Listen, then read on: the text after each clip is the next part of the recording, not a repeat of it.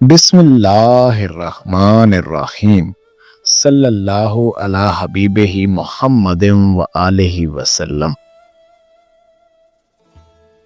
بہت زیادہ اللہ سبحانہ تعالیٰ کا احسان، اللہ سبحانہ تعالیٰ کا فضل، اللہ سبحانہ تعالیٰ کا کرم کہ اللہ سبحانہ تعالیٰ نے ہمیں آج یہ خوبصورت موقع عنایت فرمایا کہ ہم مکتوبات امام ربانی مجدد الفسانی رحمۃ اللہ علیہ سے اس خوبصورت محفل کا آغاز کر رہے ہیں۔ دیکھیں احباب، یہ جو نیا سیشن شروع کیا گیا ہے یہ بہت ہی اللہ سبحانہ تعالیٰ کا ایک بہت بڑا ہم پہ کرم ہوا، بہت بڑی اللہ سبحانہ تعالیٰ کے ہم پہ اوپر کرم نوازی کا معاملہ ہے کہ اللہ سبحانہ تعالیٰ نے ہمیں ان خوبصورت معاملات کے ساتھ جڑنے کی توفیق عنایت فرمائی ہے۔ راہ تصوف سلوک کبھی بھی انسان اکیلے طے نہیں کر سکتا۔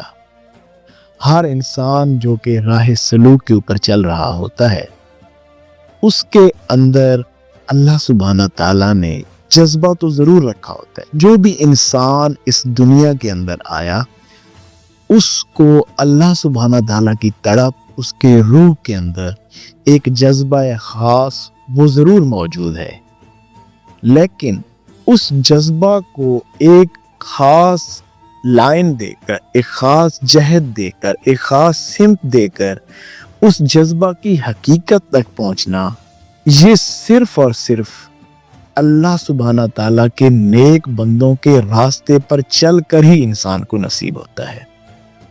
جیسا ہم بار بار اللہ سبحانہ تعالیٰ سے نماز کے اندر راستہ طلب کرتے رہتے ہیں کہ مالک ہمیں ان لوگوں کے راستے پہ چلا جن پر تیرا انعام ہو گیا، انعام یافتہ لوگوں کے راستوں پر چل کر ہی انسان اس راستے کی حقیقت کو پہنچتا ہے۔ تو بالکل ایسے ہی الحمدللہ ہم نے جس سفر کا آغاز کیا ہے، ہم یہ جو جس جہت پہ اب ہم چل رہے ہیں، یہ وہ بزرگوں کا وہ کلام ہے جس میں ابتدا سے انتہا تک ہر معاملہ درج ہے۔ مکتوبات امام ربانی مجدد الفسانی رحمۃ اللہ علیہ یہ آپ کے پورے روحانی سفر کا اول سے آخر تک ہر ایک معاملہ ان مکتوبات شریف میں درج ہے۔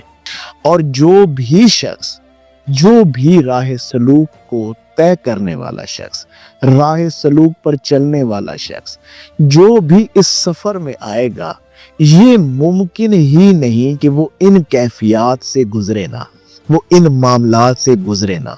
دیکھیں نا، اگر آپ لاہور کی سمت جا رہے ہیں تو لاہور جانے کے لیے آپ جس بھی شہر سے جائیں گے، جس بھی شہر سے، تو لاہور تک پہنچنے کے لیے کچھ نہ کچھ درمیان میں شہر اور نشانیاں ضرور آئیں گی، اور وہ شہر اور نشانیاں اس بات کو ثابت کریں گی کہ واقعی آپ کا سفر لاہور کی طرف ہو رہا ہے۔ تو بالکل ایسے ہی ہم یہ جو اب مکتوبات شریف کو ہم نے شروع کیا، یہ جو ہم مکتوبات شریف اب ہم اس کو ہم آگے لے کے چلیں گے، یہ بہت بڑا اللہ سبحانہ تعالیٰ کا کرم ہے کہ ہم مکتوبات شریف کو سیکھنے والوں میں شامل ہوئے۔ کیونکہ اگر آپ اس راستے میں آ گئے ہیں، اللہ نے یہ کرم کر دیا کہ یہ معاملات، یہ باتیں آپ کی ذات پر اب کھلنے والی ہیں، تو آپ اس بات کی تسلی رکھیں کہ اللہ سبحانہ تعالیٰ منزل تک لے جانا چاہتا ہے۔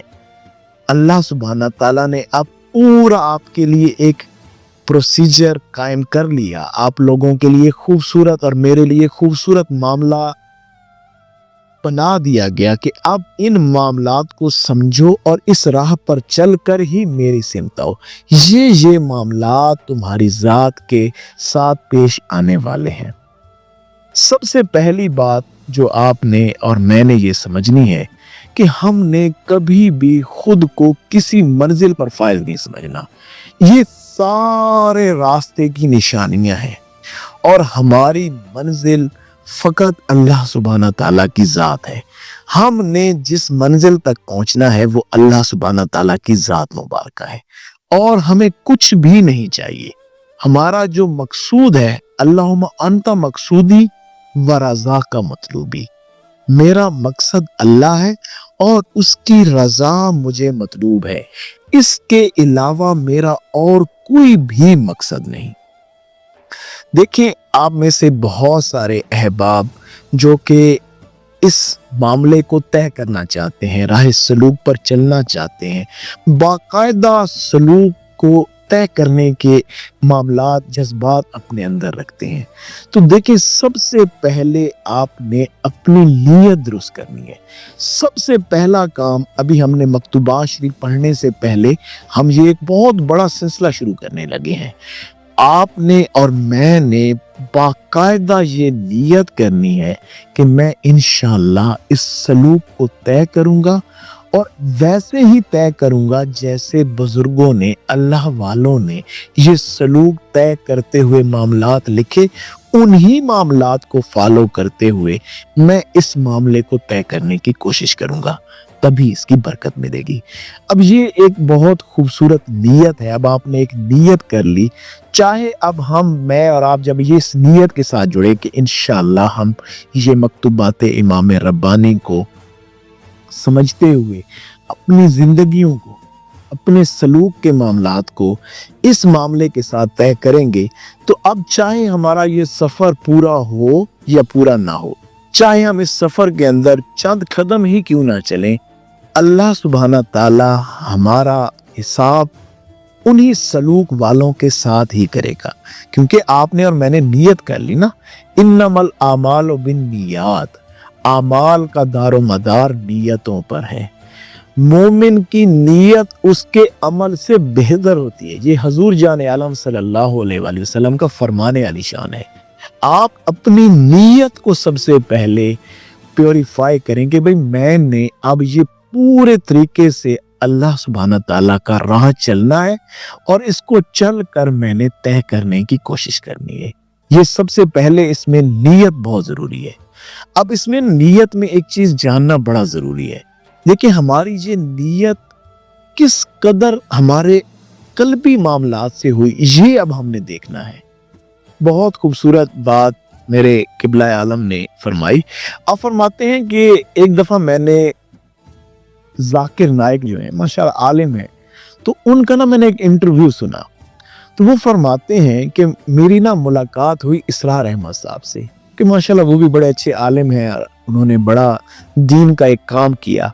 तो जाकिर नाइक फरमाते हैं कि मैंने जब इसरार अहमद साहब से मुलाकात की, तो अब मैंने ना उनसे दो चीजें सीखी। मैं ये, क्योंकि नियत का मामला आपके सामने पेश कर रहा हूं, तो लिहाजा मैं भी ये चाहता हूं आप और मैं इन बातों से नियत का ये मामला जरूर सीख लें। जाकिर नाइक फरमाते हैं कि जब मेरी इसरार अहमद साहब से मुलाकात हुई, तो उन्होंने मुझसे पूछा कि आप मोहतरम क्या करते हैं? तो मैंने उनसे कहा कि जी मैं डॉक्टर भी हूँ और साथ में दाई भी हूँ, इस्लाम के मामलात भी लोगों के सामने पेश करता हूँ, तो मेरे ये दोनों मामलात हैं। उन्होंने कहा, हजूर आप डॉक्टर भी हैं और दाई भी हैं, तो ये मामला कैसे? ये आप एक जहत बताएं, आप क्या हैं? इस तरह तो आप जिंदगी में आगे नहीं बढ़ सकेंगे। या तो आप डॉक्टर हैं या आप दाई हैं, एक चीज है। एक वक्त में दो काम नहीं हो सकते। तो उन्होंने मुझे कहा कि आप फैसला करें कि आप क्या बनना चाहते हैं। तो मैंने कहा कि मेरा असल जो मेरी जो सोच है वो दाई है, लोगों को दीन हक की तरफ बुलाना, और मैं इन मामलात की तरफ मेरी ज्यादा रग़बत है। तो फिर जो है वो इसरार अहमद साहब ने उनसे फरमाया कि आप फिर ऐसा कीजिए कि आप जो अपनी जिंदगी का 80% फोकस है वो अपने दाई होने पे लगाइए, और 20% आप अपनी जिंदगी का जो वक्त है वो आप अपनी डॉक्टर की उस फील्ड को दीजिए, ताकि आपका वो जो मामला है वो निखर के सामने आए। देखिए, ऐसे ही है, आप अपनी जिंदगी में अगर राह सलूक को तय करना चाहते हैं, राह सलूक पर चलना चाहते हैं, तो राह सलूक पर चलने के लिए फिर आप 80% शऊरी तौर पर اپنے آپ کو راہ سلوک کے ساتھ جوڑ دیں.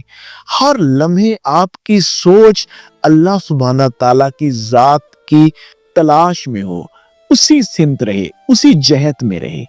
کبھی آپ دیکھیں نا، ہم اصل میں زندگی اور آخرت اور اللہ سبحانہ تعالیٰ کی راہ کو آپس میں جوڑ دیتے ہیں، امبیڈ کر دیتے ہیں، تو کبھی بھی اس طرح سے پھر اللہ سبحانہ تعالیٰ کی طرف سے برکت حاصل نہیں ہوتی. یہ میں اس لیے چیزیں بیان کر رہا ہوں کیونکہ آج ہم اول مکتوب سے اس کا آغاز کر رہے ہیں.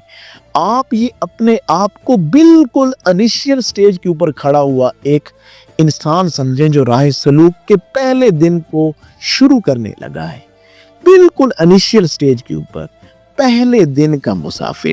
کیونکہ پہلے دن کا مسافر ہی سمجھتے رہنے میں ساری برکت ہوتی ہے. ہے عشق کے روزہ میں فقط لذت سحری، ہے عشق کے روزہ میں فقط لذت سحری، تا عمر نہیں صورت افطار خبردار. یہ جو راستہ ہے نا، یہ راستہ، اس کو اگر آپ اپنے آپ کو آغاز میں سمجھیں گے تو اس کے سارے راستے کا مزہ آپ کو آتا رہے گا. دیکھیں، آپ یہ سمجھیں گے کہ میں ابھی شروع کرنے لگا ہوں، ابھی میں نے آگے بڑھنا ہے، جستجو رہے گی، معاملات ٹھیک رہیں گے تو لذت سحری. انسان جو نا جب روزہ رکھتا ہے، رکھنے سے پہلے سحری تو کرتا ہے. اگر آپ اس روزے کے آغاز میں ہی رہیں گے کہ میں نے ابھی آغاز کرنا ہے عشق کے روزہ میں فقط لذت سحری، تا عمر نہیں صورت افطار خبردار. اگر آپ نے خود کو کسی منزل پر فائز سمجھ لیا، خود کو کہیں آگے کی سٹیج کے اندر خود کو فائز سمجھ لیا، تو پھر سمجھ لیجئے کہ آپ کبھی بھی حقیقت تک نہیں پہنچ پائیں گے، کبھی بھی آپ کو حقیقت میسر نہیں آئے گی. تو یہ 80% آپ نے اپنی شعوری کوشش کو اللہ سبحانہ تعالیٰ کے ساتھ، اپنے اس راہ سلوک کے ساتھ، جو آپ نے بالکل اپنے آپ کو جانچنا ہے، اپنے آپ کو دیکھنا ہے کہ بھئی میری کون سی سمت ہے، میری جہت کون سی ہے. کیا واقعی میں اللہ سبحانہ تعالیٰ کی راہ پہ چلنا چاہتا ہوں؟ کیا میں ان بزرگوں کی تعلیمات سے اللہ کی طرف بڑھنا چاہتا ہوں؟ پہلے پراپر اپنی نیت کی اصلاح کریں. نیت اللہ سبحانہ تعالیٰ کی ذات رکھتے ہوئے اس راہ پر پراپر صحیح طریقے سے آ جائیں. جب آپ صحیح طریقے سے آ جائیں گے تو پھر آپ کے سفر کا آغاز ہو جائے گا. اور دوسرا ایک چیز یاد رکھیے، دوسری جو بات جو ذاکر نائک صاحب فرماتے ہیں کہ وہ آپ فرماتے ہیں کہ جب سار احمد صاحب نے کہا کہ دیکھیں آپ ٹھیک ہے، یہ آپ نے اب اپنی نیت بھی باندھ لی، اب آپ بتائیں کہ آپ اپنی زندگی کیسے گزار رہے ہیں، آپ کی زندگی میں آپ کی کون کون سی ایسی چیزیں ہیں، آپ کی ضروریات کیا ہیں. تو ذاکر نائک صاحب فرماتے ہیں کہ میں نے اپنی ضروریات بتائیں کہ یہ میں ان معاملات میں بھی ہوں، میں نے یہ بھی مشن شروع کیا ہے، میں نے یہ بھی معاملہ، یہ بھی دنیا کا معاملہ میں نے شروع کیا، یہ بھی، اس طرح سے بہت ساری چیزیں آپ نے گنوائیں. تو اسرار احمد صاحب نے بڑی خوبصورت بات کہی. آپ نے فرمایا کہ دیکھیں، اگر آپ اپنے اس دائی کے مشن کو آگے لے جانا چاہتے ہیں تو آپ اپنی زندگی کی باقی تمام ضروریات محدود کر دیجئے. اپنی جو جتنی بھی ضروریات ہیں ان کو محدودیت کی طرف لائیے. جتنا آپ محدود ہو جائیں گے اتنا ہی آپ حقیقت کی طرف بڑھیں گے. تو یہی چیز آپ کے اور میرے لیے بھی ہے، یہی چیز آپ نے اور میں نے بھی سمجھنی ہے کہ اگر ہم راہ سلوک پر چل رہے ہیں تو ہم نے اپنی زندگیوں کو ایک محدود پیرامیٹر کے اندر لانا ہے. ہم نے اپنی زندگیاں محدود کر لینی ہے تاکہ ہم حقیقت تک پہنچے، تاکہ ہمیں حقیقت میسر آئے. اگر ہم اپنی زندگیوں کو محدود نہیں کریں گے اور ہماری زندگیاں بہت سے جھمیلوں کے اندر اگر گزریں گی تو پھر زندگی جو ہے نا وہ بڑی ڈی ٹریک سی ہو جاتی ہے، اس کے اندر بڑے ہی ایک عجیب سے معاملات رہتے ہیں. پھر آپ اپنی زندگی کو صحیح طریقے سے سلوک کے ساتھ وابستہ نہیں کر سکتے، پھر آپ راہ سلوک کو صحیح طریقے سے طے نہیں کر سکتے. یہ کچھ میں نے نیت کے متعلق چیزیں عرض کی ہیں. یہ بہت ضروری ہے کیونکہ یہ آج ہمارا جو پہلا درس ہے، اس پہلے درس میں چاہتا ہوں کہ آپ تیار ہو جائیں. ایک انسان ہے نا، جب تک آپ ایک گراؤنڈ نہیں بنے گا جس پر آپ نے چلنا ہے، آپ اس وقت تک اس سلوک کے معاملات کو صحیح انداز میں طے نہیں کر پائیں گے۔ تو سب سے پہلی جو چیز تھی وہ پراپر نیت ہے، پراپر نیت ہے کہ میں ان معاملات کو اس طرح سے، میری نیت یہ، اور میں نے اس طرح سے ان معاملات کو، اور ہمیشہ اپنے آپ کو پہلے مقام پر سمجھیں۔ یہ نہ کہیں کہ مجھے کوئی بہت اعلیٰ منزل مل گئی، مجھے کوئی سرٹیفکیٹ مل گیا، یہ مل گیا، لیکن اب آپ نے ایک نیت کر لی، بے شک آپ چند قدم بھی چلیں گے تو آپ انشاءاللہ تعالی اس سلوک کو طے کرنے والوں میں اٹھائے جائیں گے۔ آپ کا جو حشر ہے، آپ جن لوگوں کے ساتھ اٹھائے جائیں گے وہ وہی ہوں گے جو ان راہوں کی حقیقتوں کو پا لینے والے ہوں گے۔ تو آپ نے اس بات کو میری یاد رکھنا ہے کہ آپ نے یہ نہیں سمجھنا میں یہاں پہنچا، ہاں اپنے آپ یہ کیفیات جب ہم پڑھیں گے، یہ جو ہم بزرگوں کا طریقہ کار پڑھیں گے، یہ آپ کو آپ کے سفر کی رویداد اندر سے بتاتا چلے جائے گا۔ آپ کو یہ بڑے احسن انداز میں پتہ چلتا جائے گا کہ بھائی میں اس سفر میں کہاں تک پہنچا، کون سے معاملات ہیں، میں کس جگہ تک پہنچ رہا ہوں، یہ سارے معاملات انشاءاللہ تعالی آپ پر کھلتے چلے جائیں گے۔ یہ چیز آپ نے بڑے احسن انداز میں سمجھ لینی ہے۔ اب دوسری چیز ہے، جو دوسری چیز میں آپ کے سامنے 3 باتیں رکھوں گا، ان 3 باتوں سے آپ کا نکلنا بہت ضروری ہے۔ اگر کوئی سالک ان 3 باتوں کے اندر پھنس گیا، اگر وہ ان 3 معاملات کے اندر پھنسا تو کبھی بھی وہ راہ سلوک طے نہیں کر سکتا۔ انشاءاللہ تعالی پہلے ان کو ہم سمجھ لیتے ہیں، پھر ہم اپنے آج کے مکتوب اول کا آغاز کر دیں گے۔ 3 چیزیں جو بڑی اہم ہیں وہ ہم نے جاننی ہے۔ ان میں جو پہلی چیز ہے وہ ہے آپ کا رزق اور آپ کے معاملات زندگی۔ یہ بہت ہی اہم ترین معاملات ہیں کہ اگر آپ ان کے اندر پھنس گئے تو کبھی بھی آپ حقیقت کو نہیں پہنچ سکتے۔ آپ کی جو حقیقت تک پہنچنے کا معاملہ ہے وہ ان چیزوں کے ساتھ ملا ہے۔ دیکھیے، سب سے پہلے جو بھی شخص راہ سلوک کے اوپر آتا ہے، اس کو جو نفس اور شیطان جو وسوسہ ڈالتے ہیں وہ رزق اور اس کے معاملات زندگی کا ہے۔ دیکھیں، ایک چیز یاد رکھیں، ہم نے حضور جان عالم صلی اللہ علیہ وآلہ وسلم کی اس حدیث مبارکہ کو یاد رکھنا ہے جو آپ نے نصیحت فرمائی حضرت عبداللہ رضی اللہ تعالی عنہ۔ آپ نے فرمایا، اے عبداللہ، یاد رکھ، اگر پوری دنیا مل کر تجھے فائدہ دینا چاہے نہیں دے سکتی اگر اللہ نہ چاہے۔ اگر پوری دنیا مل کر تیرا کوئی نقصان کرنا چاہے تو نہیں کر سکتی اگر اللہ نہ چاہے۔ اللہ نے قلم اٹھا لیے ہیں اور صحیفے خشک کر دیے گئے ہیں کہ آپ کی تقدیر میں آپ کو جو رزق ملنا ہے نا، وہ آپ کو ملنا ہی ملنا ہے۔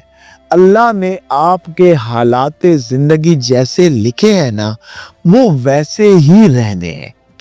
آپ اگر رزق کے معاملات میں الجھیں گے، آپ اگر اپنے حالات زندگی میں الجھیں گے تو دیکھیں، یہ تو اللہ سبحانہ تعالیٰ نے پہلے سے طے کر دیا۔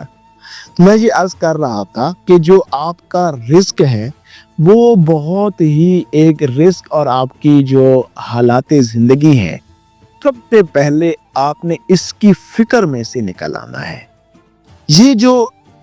اس کی وجہ یہ ہے کہ دنیا ذلیل ہو گئی ہے، دنیا رزق کے پیچھے، اپنے معاملات زندگی کو درست کرنے کے پیچھے ذلیل اور رسوا ہو گئی ہے، اور پھر بھی وہ معاملات ویسے نہیں کر پاتی جیسے کہ ان کی اپنی کوشش اور اپنی سوچ ہے۔ اس کی وجہ یہ ہے کہ اللہ سبحانہ تعالیٰ نے ہر ایک شخص کا رزق اور حالات زندگی پہلے سے لکھ دی ہے۔ آپ کا اور میرا کام فقط کوشش کرنا ہے، اپنی محنت کرنا ہے، پھر اس کا صلہ اللہ سبحانہ تعالیٰ پر چھوڑ دینا ہے۔ اسی چیز میں ہی نہ رہ جائے کہ بس جو ہے میں نے یہ رزق میرے حالات زندگی۔ اکثر لوگوں کی طرف سے یہی میسیجز کہ جی ہمارے رزق کے معاملات ٹھیک نہیں ہو رہے، تو فلاں نہیں ہو رہا، تو یہ نہیں ہو رہا، تو رزق کے لیے۔ देखिए अल्लाह सुब्हाना ताला ने लिख दिया, अगर आपको जिंदगी में रिस्क मिलना है 1 लाख रुपए तो वो 1 लाख ही मिलेगा, ना उसे 1 रुपया ज्यादा मिलेगा ना 1 रुपया कम मिलेगा। लिहाजा आपने रिस्क की इस मामले से, इस फिक्र और टेंशन से बाहर आना है। हाँ, आप अल्लाह की राह पे चलेंगे, नेकी की राह पर चलेंगे, आपके रिस्क में बरकत होगी। हाँ, अगर आप अल्लाह की राह पे नहीं चलेंगे और इन मामला से दूर होंगे तो रिस्क में बेबरकती होगी। देखिए रिस्क अल्लाह सुब्हाना ताला ने हर एक का अलहदा अलहदा से मामला लिखा, इसको इतना रिस्क मिलेगा, इसको इतना रिस्क मिलेगा, इसको इतना। तो आपने सबसे पहली कोशिश ये करनी है कि आप रिस्क के मामला से बाहर आए। और दूसरी चीज जिससे आपने बाहर आना है वो है इज्जत और जिल्लत।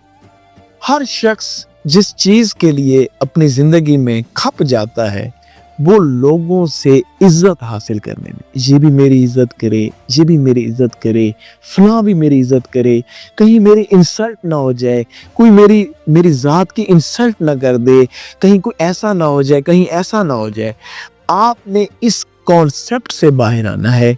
इज्जत और जिल्लत अल्लाह सुब्हाना ताला के हाथ में है। इज्जत देने वाला, जिल्लत देने वाला अल्लाह सुब्हाना ताला है। लिहाजा आपने इस कॉन्सेप्ट से बाहर आना है कि मुझे लोग इज्जत दें। लोग लोगों के पीछे थक जाते हैं, वो भी मेरी इज्जत करे, लोगों के लिए कोशिशें करते हैं, अमाल का रुख लोगों की तरफ कर देते हैं। आप अपना अमल अल्लाह के लिए करें। जब इंसान अपना अमल अल्लाह के लिए करता है तो फिर उसको किसी भी सूरत में इस तरह के मामलात नहीं पेश आते। आपने अपना जो रुख है, अपनी जो जहत है वो दुरुस्त करनी है कि आपने इज्जत और जिल्लत के पीछे नहीं भागना। आपके अमाल इसलिए ना हो कि मुझे इज्जत मिले, आपका कोई अमल लोगों से इज्जत वसूल करने के लिए ना हो। देखिए आज के दौर के अंदर अगर हम देखें तो हमारा जो सबसे मेजर मामला है, ये जो आजकल फेसबुक, यूट्यूबर, इसमें हम किन चीज़ों में फंसे रहते हैं। हाँ, कितने लोगों ने लाइक किया, कितने लोगों ने मेरी बात को पसंद किया, कौन मेरी बात को, ये चीज़ें हम ये जो देख रहे होते हैं ना, ये भी एक तरह से हम एक रिवॉर्ड चाहते हैं, हम एक आउटकम चाहते हैं लोगों से। आपने इस मामले से भी बाहर आना। जो इज्जत दे अल्लाह के लिए, अल्लाह खुद लोगों से आपकी इज्जत कराएगा। आप इसकी फिक्र और टेंशन छोड़ दें, आप इसकी फिक्र में से बाहर आए, आप अपनी फिक्र को अल्लाह के साथ बांधें। अल्लाह ही इज्जत देने वाला है और अल्लाह ही जिल्लत देने वाला है। और फिर उसके बाद जो आखिरी चीज है जिससे आपने बाहर आना है वो है आपकी सेहत और बीमारी। सबसे मेजर चीज जिसमें लोग सारी उम्र मुब्तला रहते हैं, जी ये सेहत ऐसे हो तो ये हो, तो बीमारी आ गई तो इससे अब बाहर निकलना है, ये होगा। देखिए अल्लाह सुब्हाना ताला की ज़ात ही सेहत देने वाली है और अल्लाह की ज़ात ही बीमारी देने वाली है। अल्लाह की ज़ात ही के ये सारे मामलात हैं। तो आप अपनी ज़िंदगी को अल्लाह के सुपुर्द करें। वो चाहे अगर आपको सेहत में रखे तो उसकी भाई मर्जी, अगर वो चाहे तो आपको बीमारी के अंदर मुब्तला कर दे, वो भी उसकी मर्जी। तो हम इस बात में कुछ कर नहीं सकते ना, ये मामला आपका और मेरा जाती है नहीं। सेहत और बीमारी अल्लाह की तरफ से है। देखिए ये मैंने 3 चीजें ना इसलिए बयां की है कि आप राह सलूक के मुसाफिर हैं। सबसे पहली रिस्क और मामलाते जिंदगी, दूसरी इज्जत और जिल्लत, और तीसरी जो चीज है वो आपकी सेहत और बीमारी है। ये जो 3 चीजें आपके सामने बयान की गई हैं, इन 3 चीजों से आपने जरूर दर जरूर बाहर आना है। जी मैं अर्ज ये कर रहा था कि जो भी राह सलूक का मुसाफिर होता है, जो राह सलूक का मुसाफिर है, उसको ये हर सूरत में ये चीज तय करनी होती है कि उसने हर सूरत इन 3 चीज़ों से बाहर आना होता है। वो जो अपने उस्ताद, अपने रहनुमा के साथ अपने ताल्लुक को वाबस्ता करता है, उनमें उसने इन 3 पैरामीटर से बाहर आना होता है। उसने सबसे पहले अपने रिस्क और मामलाते ज़िंदगी, इन चीज़ों के लिए किसी भी मुर्शिद, किसी शेख, किसी उस्ताद के साथ इन 3 चीज़ों के लिए नहीं जुड़ना होता कि इन ان معاملات میں مجھے آسانی مل جائے گی یا یہ معاملات میرے حل ہو جائیں گی کہ میں کسی اللہ والوں کی راہ کے ساتھ جڑ گیا ہوں، راہ سلوک کے ساتھ جڑ گیا ہوں، اب تو میرے رزق اور حالات زندگی تبدیل ہو جائیں گے، تو بھائی اگر آپ ان چیزوں کے لیے جڑے تو آپ کو چاہیے کہ آپ یہیں سے واپس پلٹ جائیں۔ یہ چیزیں راہ سلوک کے ساتھ کوئی تعلق نہیں رکھتی، یہ علیحدہ سے جہت ہے۔ آپ حضور جان عالم صلی اللہ علیہ وآلہ وسلم کی وہ نصیحت یاد کریں کہ دنیا کے معاملات کو آخرت کے معاملات کے اندر داخل نہ کر، یہ حضور کی نصیحت ہے۔ تو ہم آپ کو یہی نصیحت کر رہے ہیں کہ یہ جو معاملات ہے، یہ جو دنیا کے معاملات ہیں، ان کو آخرت کے معاملات میں آپ نے داخل نہیں کرنا۔ اب اس کے بعد جو دوسری چیز تھی وہ آپ کی عزت اور ذلت ہے۔ انسان بہت سارے معاملات دنیاوی عزت اور عہدے جاہ کے لیے کر رہا ہوتا ہے کہ لوگوں میں میری ناموری ہو، لوگوں میں میرا ترا بلند ہو، لوگ میری عزت کریں، لوگوں کو میرے معاملات کے اندر ایسے آسانیوں کے معاملات ظاہر ہو میرے، تو اس لیے وہ لوگ ایسے معاملات کے اندر جانے کی کوشش کرتے ہیں۔ تو آپ نے عزت اور ذلت یہ والے معاملات اپنے سائیڈ پہ رکھنے ہیں۔ آپ کے اس راہ کے اوپر آنے کی جو مقصدیت ہے وہ صرف اور صرف اللہ کی ذات ہو۔ اور تیسری چیز کہ آپ کی صحت اور بیماری، لوگ یہ سمجھتے ہیں کہ ہم راہ سلوک پر آئیں گے اس طرح سے اب ہمیں ہر چیز میں آسانی ہو جائے۔ ٹھیک ہے، اللہ سبحانہ تعالیٰ کا کرم اترتا ہے، اس میں کوئی ایسی دو رائے نہیں، لیکن آپ کی نیت صحت یا بیماری نہ ہو۔ یہ تین چیزیں آپ نے یاد رکھنی ہے، کیونکہ جو صوفی ہوتا ہے، جو اس راہ کے اوپر چلنے والا جو صوفی شخص ہوتا ہے، اس صوفی کو تین حالات میں سے کسی ایک حالت میں ضرور رہنا ہوتا ہے: علت، قلت، ذلت۔ علت بیماری کو بھی کہتے ہیں۔ علت آپ کی بیماری ہے، آپ کے کوئی نہ کوئی بیماری کے معاملات ہیں، آپ کسی بیماری میں مبتلا ہیں، کسی ایسے معاملے میں مبتلا ہو گئے، کوئی روحانی بیماری ہو سکتی ہے، کوئی جسمانی بیماری ہو سکتی ہے، کسی نہ کسی ایک بیماری میں آپ مبتلا ہوں گے۔ اس بیماری کے اندر مبتلا ہونا ہی آپ کو، کیونکہ آپ اس وجہ سے اللہ کی طرف رغبت کریں گے۔ اب دوسری جو چیز ہے وہ ہے قلت۔ آپ کسی نہ کسی کمی کے اندر مبتلا رہیں گے، کوئی نہ کوئی کمی آپ کی زندگی میں رہے گی ہی رہے گی، اور وہ کمی ہی آپ کو اللہ سبحانہ تعالیٰ کی طرف لے جا رہی ہوگی۔ اور آخری چیز ہے ذلت۔ آپ کسی نہ کسی رسوائی کے ڈر میں ہوں گے، کہیں میرا یہ عیب نہ کھل جائے، کہیں میرا یہ معاملات نہ ہو، کوئی ایسا معاملہ نہ ہو کہ تاکہ جو ہے وہ آپ اپنا رخ جو ہے وہ اللہ سبحانہ تعالیٰ کی طرف رکھے۔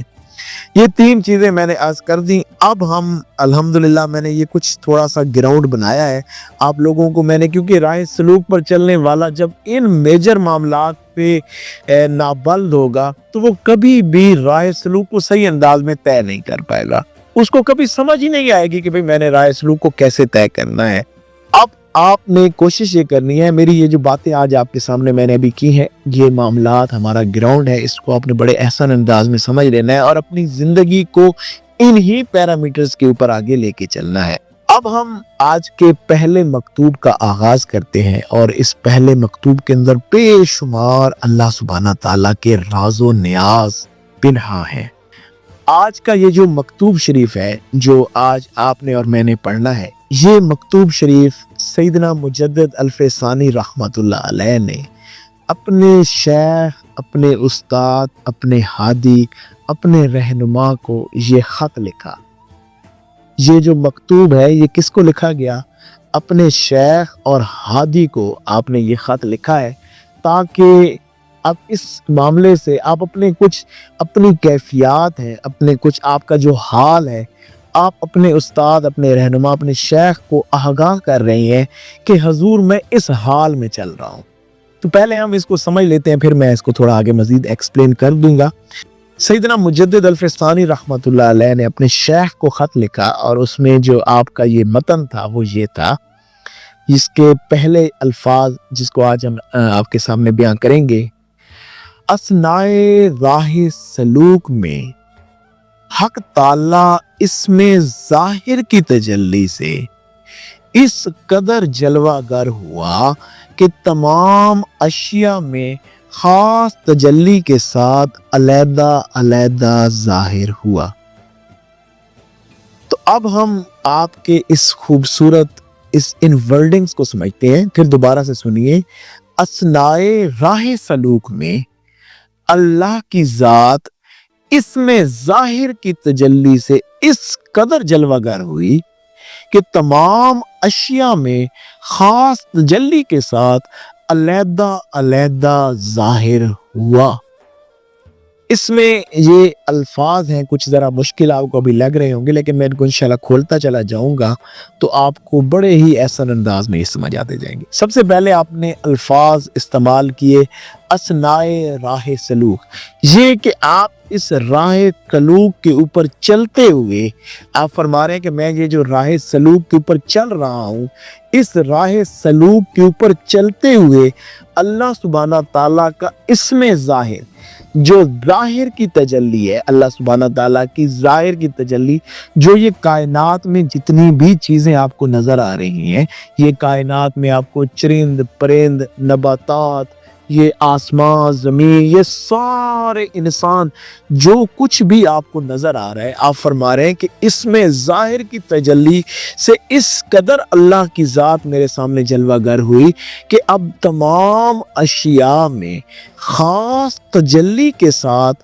علیحدہ علیحدہ اللہ کی ذات ظاہر ہے میرے سامنے، مجھے اب یہ ظاہر ہے۔ اچھا، یہ تو آپ کا وہ مکتوبہ ہے، اس کو ہم آگے مزید کھولتے ہیں، لیکن اس سے پہلے ایک بہت خوبصورت نقطہ آپ نے سمجھ لینا ہے۔ اب یہ دیکھیے، یہ سمجھیے یہ بات، سیدنا مجدد الف ثانی رحمت اللہ علیہ مجدد وقت ہیں، آپ کو اللہ سبحانہ تعالیٰ نے دین، طریقت، شریعت، ان کے معاملات میں بہت زیادہ آپ کے قلب و باطن کو کھولا ہے، اس قدر اعلیٰ معاملات میں ہے، لیکن پھر بھی اپنے استاد کے ساتھ وابستہ ہے، اپنی کیفیت اپنے استاد کو بتا رہے ہیں، اپنے رہنما کو، اپنے شیخ کو آگاہ کر رہے ہیں کہ حضور میں اس وقت اس کیفیت کے اندر ہوں۔ اس سے ہم نے یہ چیز سمجھی، ہم نے یہ چیز جانی۔ اب آپ نے اپنے دور کے اندر اس وقت مکتوب لکھا نا، آپ نے اس وقت خط لکھا، تو وہ دور ہی ایسا تھا جیسے آپ نے اس وقت کے بیسٹ کمیونیکیشن سسٹم کو، اس وقت کا جو بیسٹ کمیونیکیشن سسٹم ہے اس کو آپ نے استعمال کیا۔ تو آج ہم اپنے کمیونیکیشن سسٹم، آج ہمارا جو بیسٹ کمیونیکیشن سسٹم ہے، ہم اس کو استعمال کریں گے۔ آپ یہ دیکھیں کہ یہ سب سے اہم بات جو اس مکتوب سے ہم نے، جو سب سے پہلے اس پہلی ہی مکتوب سے ہم نے یہ بات سمجھنی ہے کہ آپ جب اس راہ پہ چلتے ہیں تو آپ بہت سی کیفیات سے گزرتے ہیں۔ سالک کے لیے بہت ہی زیادہ ضروری ہے کہ وہ ہر صورت اپنی کیفیات سے اپنے استاد، اپنے رہنما، اپنے شیخ کو آگاہ کرے۔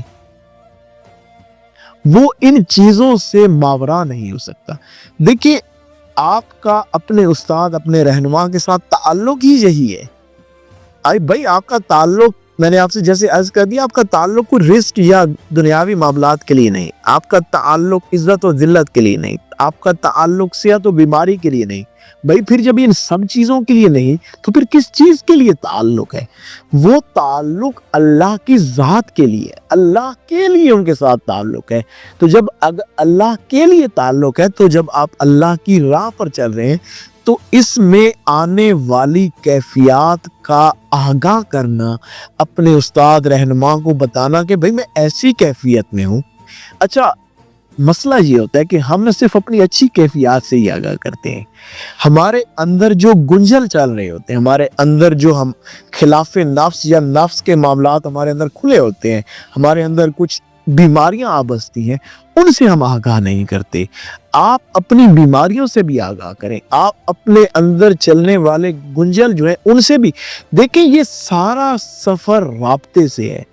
آپ اپنے رابطے کو جتنا مضبوط رکھتے جائیں گے، آپ جیسے ہی، نفس اور شیطان تو کرتے ہی یہی ہیں، وہ آپ کو رابطے سے باہر کرتے ہیں، وہ آپ کا اور آپ کے استاد کا رابطہ ختم کرتے ہیں۔ وہ چاہتے ہیں کہ یہ رابطے سے باہر نکلیں، یہ سیکھنے کے اس پروسیس سے باہر نکلیں۔ اگر آپ سیکھنے کے پروسیس سے باہر چلے گئے تو پھر کسی بھی صورت میں آپ اللہ سبحانہ تعالیٰ کی وہ رحمت اور وہ برکت نہیں حاصل کر پائیں گے۔ لہٰذا اس معاملے میں جو سب سے اہم چیز، جو سب سے اہم ترین معاملہ ہے، وہ ہے کنیکشن۔ دیکھیں نا آپ سیدنا مجدد الفسانی رحمۃ اللہ علیہ کس قدر اعلیٰ ترین معاملات میں، لیکن پھر بھی اپنے شیخ، آپ کے جو شیخ ہیں سیدنا باقی باللہ رحمۃ اللہ علیہ، آپ نے 40 ایئرز میں آپ کا وصال بھی ہو گیا، یعنی کہ آپ تو جیسے اب ہم جس ایج کے اندر ہیں اسی ایج میں آپ تھے، اور اللہ سبحانہ تعالیٰ نے اس قدر برکتیں رحمتیں دی ہوئی تھی، اور آپ نے وہ اپنے شیخ کو اپنی کیفیات سے آگاہ کیا، اپنی کیفیات بتائیں کہ حضور اس وقت میں ان کیفیات کے اندر ہوں۔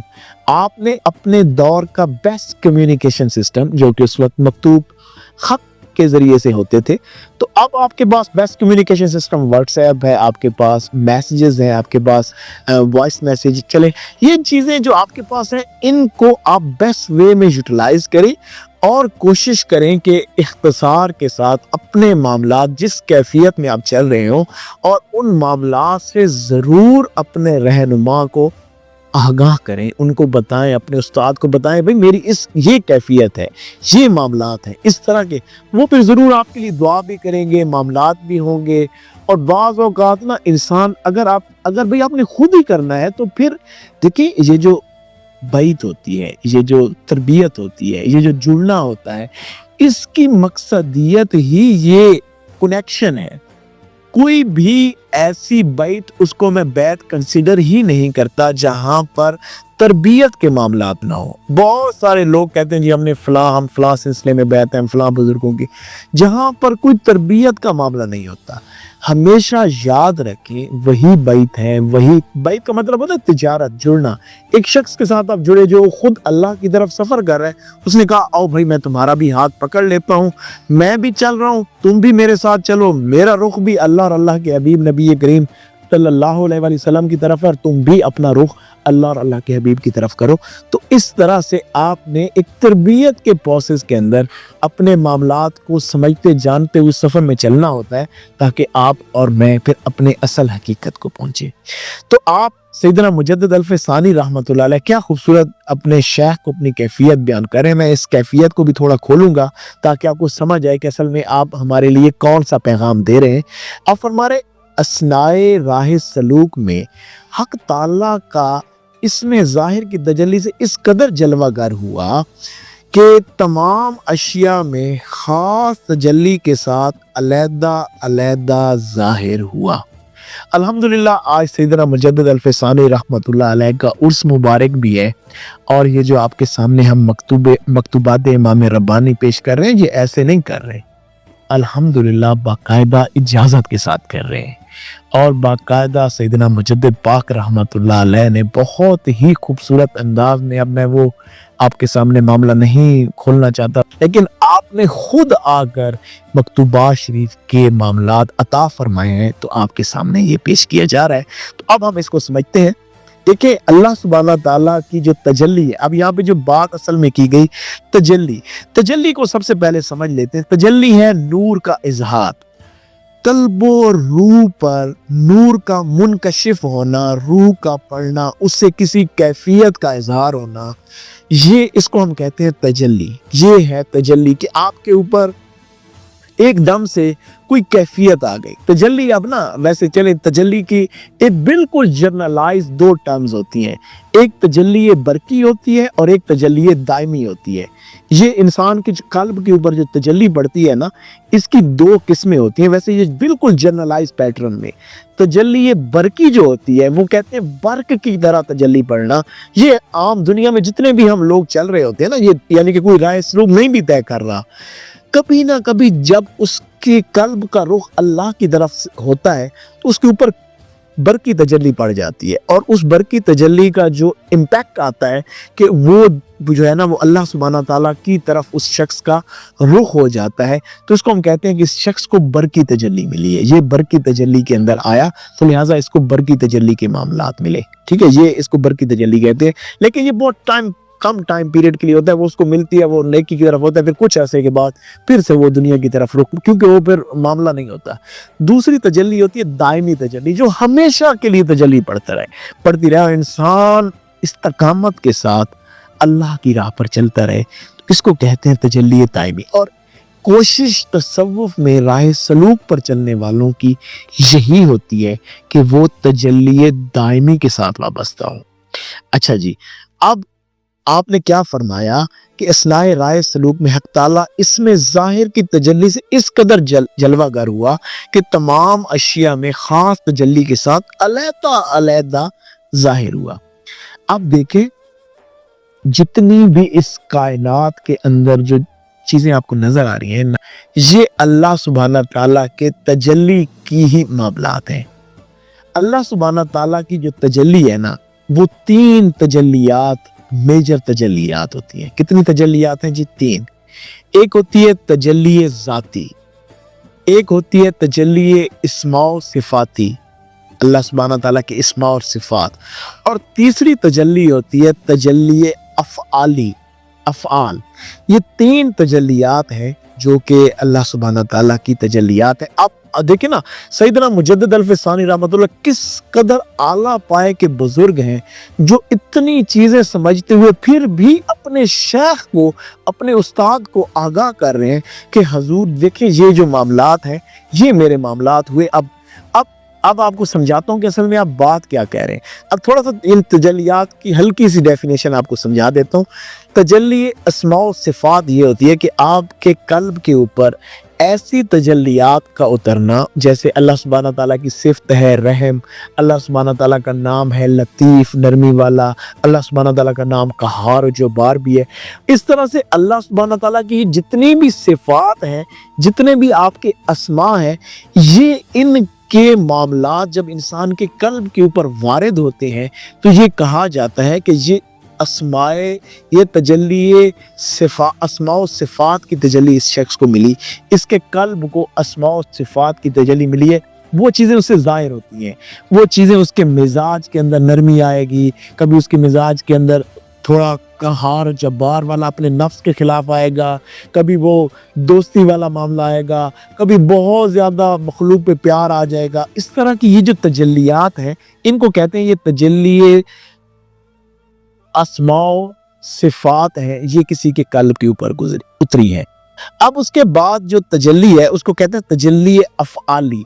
अफ़आल, ये दुनिया में जो भी चीज़ें आपको नज़र आती हैं, कि जितने भी मामलात आपको नज़र आ रहे हैं दुनिया के अंदर, चाहे ये आसमान है, ये बारिशों का बरसना है, ये दिन और रात का होना है, ये जो जितने भी ये पौधों का उगना है, ये चरिंद परिंद का अपने एक मामलात के अंदर, तो ये अफ़आल हैं, ये फ़ेल हैं। ये दुनिया के अंदर जो चीज़ें हो रही हैं, ये अल्लाह सुब्हाना ताला की अफ़आली तजल्ली के तहत हो रही है।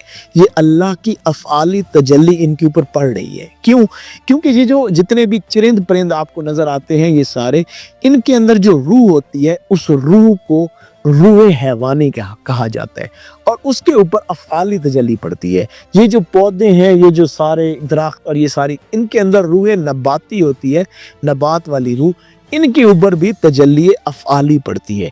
अब सैयदना मुजद्दिद अल-फ़सानी रहमतुल्लाह अलैह का मकाम देखिए, आप फरमा रहे हैं मेरे कल्ब के ऊपर अल्लाह सुब्हाना ताला की अब ज़ाती तजल्ली पड़ी है, और ज़ाती तजल्ली यानी कि अल्लाह का ऐसा नूर मेरे कल्ब के ऊपर वारिद हुआ है कि मुझे कायनात में हर तजल्ली के पीछे अल्लाह सुब्हाना ताला की ज़ात ही नज़र आ रही है।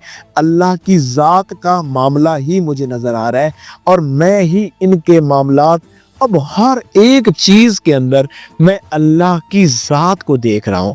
मैं अल्लाह सुब्हाना ताला के ज़ात के मामलात मुझे नज़र आ रहे हैं, तो मैं अब इन्हीं चीज़ को देख कर ही अपनी ज़िंदगी के मामलात, हुज़ूर अब देखिए कि मुझे अपनी ज़िंदगी में हर एक चीज़ के अंदर, हर एक रूह, चाहे वो चरिंद है, चाहे वो परिंद है, चाहे वो इंसान है, हर एक के ऊपर, चाहे उन पर इस्माओ सिफात वाली तजल्ली उतर रही है, चाहे उनके ऊपर कोई अफ़आल वाली तजल्ली उतर रही है, हजूर मुझे हर सिमत اللہ ہی اللہ نظر آ رہا ہے۔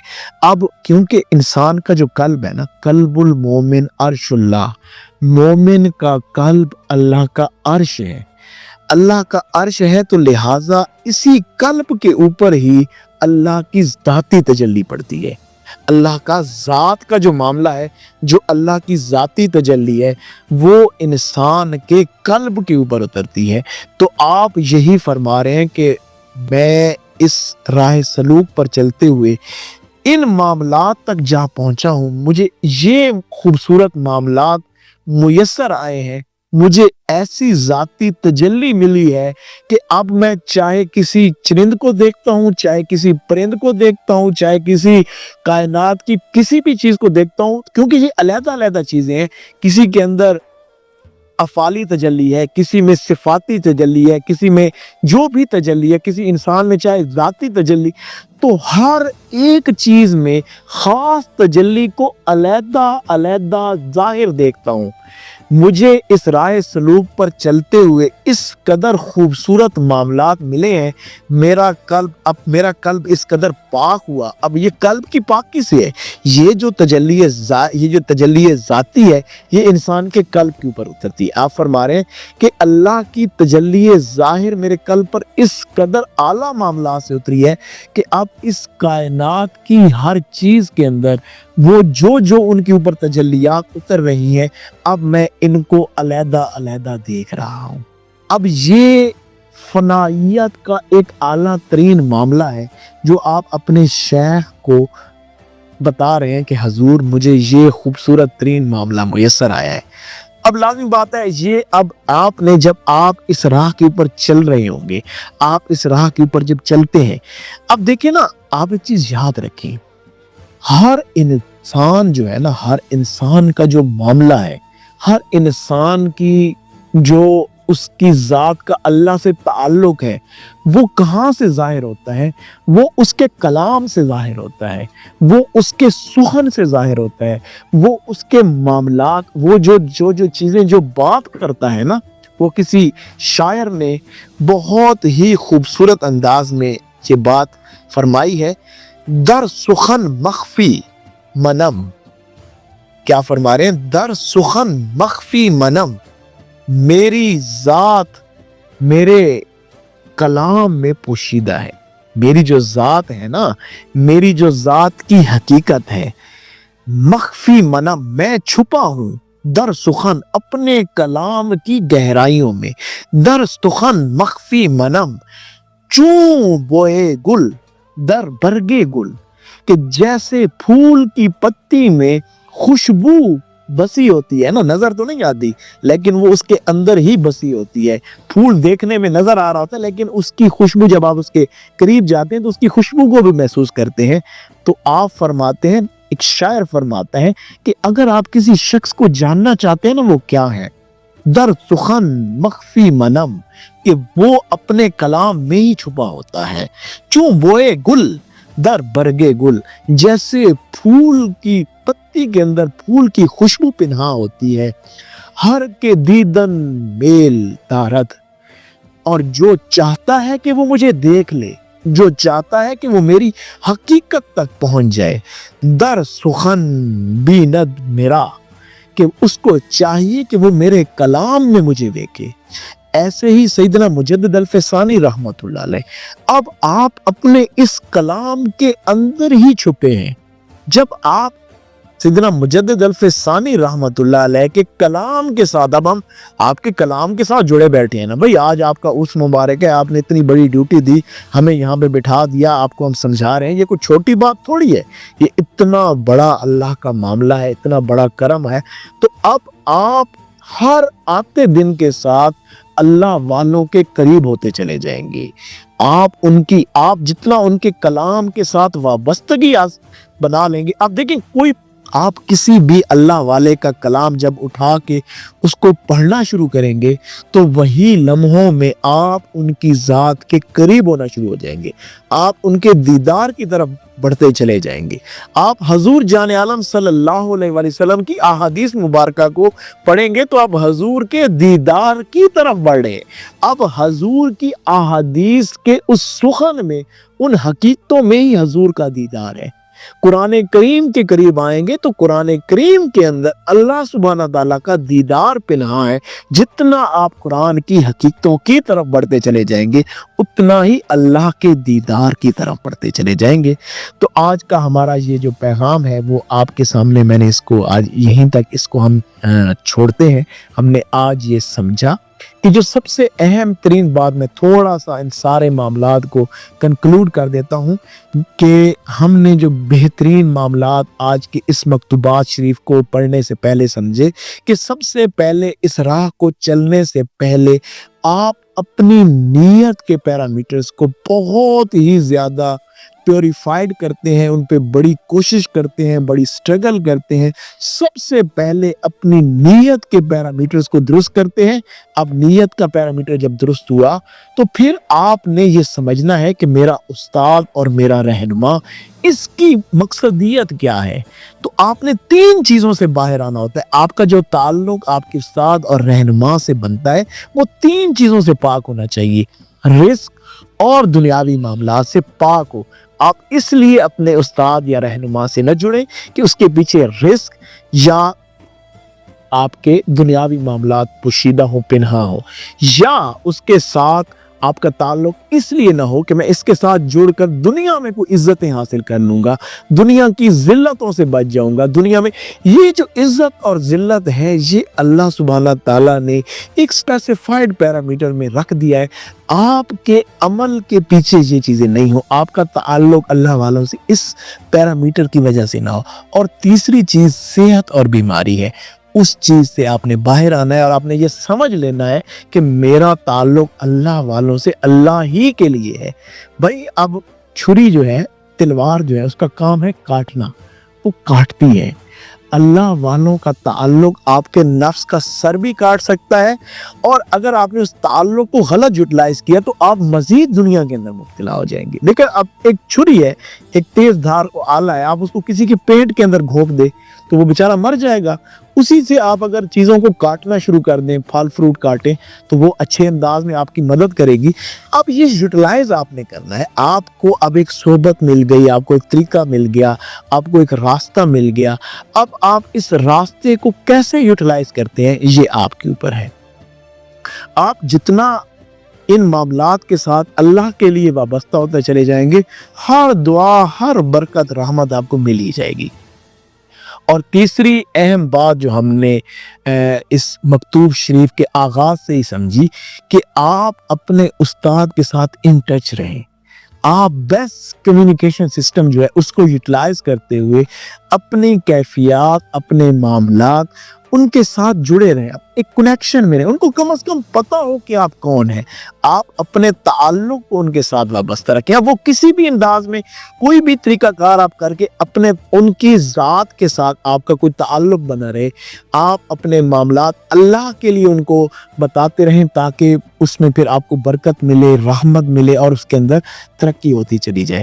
باقی ہم نے سیدنا مجدد الفسانی رحمۃ اللہ علیہ کا یہ ترا سمجھا کہ وہ راہ سلوک پر اس قدر بلند منزل پر ہے کہ جہاں پر ان کا قلب اللہ سبحانہ تعالیٰ کی اسم ظاہر کی تجلی سے، ان کی ذاتی تجلی سے اس قدر منور ہوا کہ ظاہراً دنیا کے اندر جتنی بھی تجلیات اللہ سبحانہ تعالیٰ کی نظر آ رہی ہیں، جتنا بھی انسان کو ہمیں یہ سامنے چرند پرند، نبات، یہ آسمان، زمین، ہر جو چیز نظر آ رہی ہے، آپ کو اس کے پیچھے جو تجلیات ہیں وہ علیحدہ علیحدہ سے ان کا مشاہدہ ہوتا کہ ان کے پیچھے وہ صرف وہ چیزوں کا مشاہدہ نہ ہوتا بلکہ ان کے پیچھے اللہ کی ذات کا وہ قرب۔ لیکن آپ فار ایگزامپل آپ درخت کو دیکھیں، خوبصورت سا درخت ہے، اب وہ درخت میں کھو کر آپ اللہ کی ذات کی محبت کو اپنے قلب کے اندر محسوس کریں، اس کا مطلب یہ ہوا کہ وہ جو درخت اللہ سبحانہ تعالیٰ کی ایک صفاتی تجلی، ایک ایک افعالی تجلی کا ایک مظہر تھا،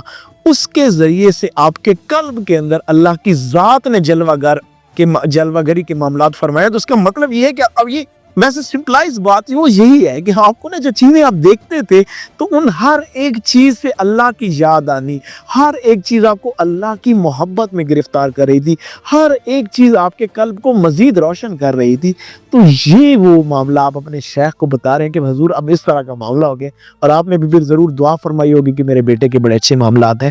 تو آج ہم نے یہ معاملات سمجھے ہیں کہ یہ بہت ہی خوبصورت معاملات ہیں، اور لازمی ہر سالک جو کہ اللہ کا ذکر کرتا ہے اس کو یہ منزل ملنا شروع ہو جو اس کو لگتا ہے جب آپ وہ اللہ کا ذکر کرتے ہیں کہ یہاں سے بھی اللہ کی آواز آ رہی ہے، یہ ہوا سے اللہ کی آوازیں آ رہی ہیں، یہ بھی چیز اللہ کا ذکر کر رہی ہے، یسبح لہ ما فی السماوات والارض، کہ اس کائنات میں ہر چیز ہماری تسبیح بیان کر رہی ہے۔ تو دراصل آپ نے اسی تسبیح کو ہی جان لیا، یہ درخت بھی اللہ کی تسبیح بیان کر رہے ہیں، یہ آسمان بھی اللہ کی تسبیح بیان کر رہا ہے، یہ ہوائیں بھی اللہ کی تسبیح بیان کر رہی ہیں۔ اس کائنات کی ایک ایک چیز جو تسبیح اپنی بیان کر رہی تھی، آپ نے علیحدہ علیحدہ ان تجلیات کو دیکھا، مشاہدہ کیا، اور ان کے ذریعے سے اپنے قلب کو مزید منور کیا۔ تو اللہ سبحانہ تعالیٰ آپ کو اور مجھے بھی یہ معاملات عنایت فرمائے، اور ہمیں بھی یہ خوبصورت معاملات میسر ہوں۔ بہت ہی اللہ سبحانہ تعالیٰ کی کرم نوازی کہ ہم نے آج یہ خوبصورت معاملات سیکھے۔ الا البلاغ المبین۔